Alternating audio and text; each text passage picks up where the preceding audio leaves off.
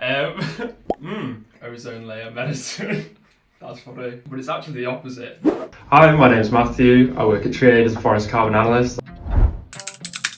When a company wants to offset their emissions because they find that they can't reduce their direct emissions to absolute zero, so then a company or an organisation like ourselves will plant trees or protect a forest, and that generates carbon credits, and they will then be sold to the company trying to reduce their emissions.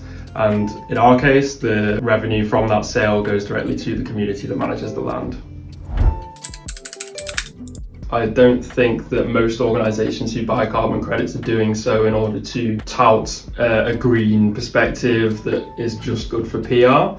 But I think it's important for people to accept or encourage a standard to come through. So if you have a fossil fuel plant and you're buying carbon credits to offset your emissions, that shouldn't be allowed. It should be more the things that you can't control, like the manufacture of your equipment, that it's very difficult for a lot of people in businesses to reduce the emissions of. When we have people buying carbon credits, they do so because they're still polluting, but because they've tried to reduce their emissions but can't get it down to absolute zero. So in that situation, we are always going to have emissions that we can't compensate for without buying carbon credits or with some other similar mechanism. It also has the benefit of bringing money to people who don't have the means to achieve such revenues by themselves.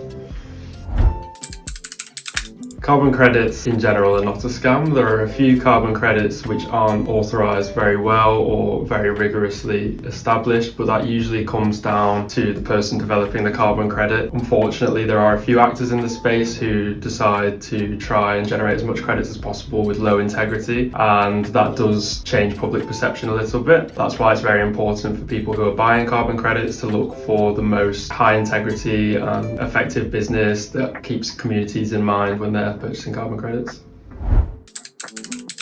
Kari Superstar. Why are they acting like they're shooting these carbon credits back into the atmosphere like ozone layer medicine? That's funny. But it's actually the opposite. We plant trees and they pull carbon out of the atmosphere, not like ozone layer medicine, but like, I don't know, like a blood draw kind of, like we're pulling it out. They put it in, we pull it out. Yeah, that was funny.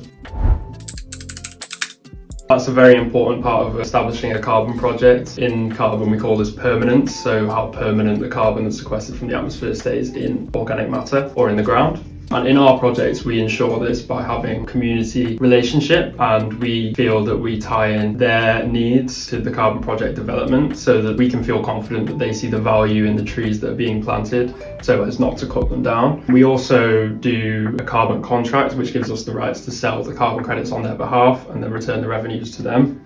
Because their access to the market is limited, so that we then have at least a 40-year guarantee that the carbon will stay in the trees.